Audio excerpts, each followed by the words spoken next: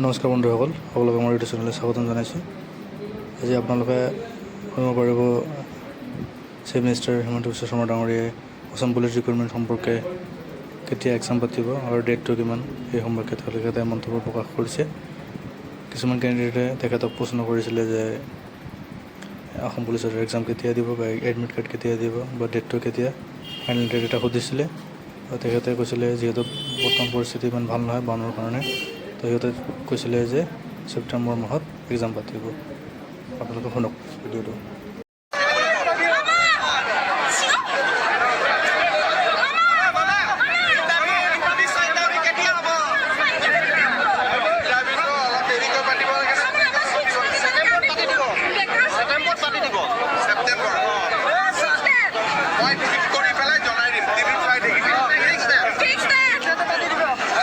এয়া আপোনালোকে শুনা পালে চি এম হিমন্ত বিশ্ব শৰ্মা ডাঙৰীয়া তেখেতে মন্তব্য প্ৰকাশ কৰিছে। আজি ভিডিঅ' ইমানে, থেংক ইউ।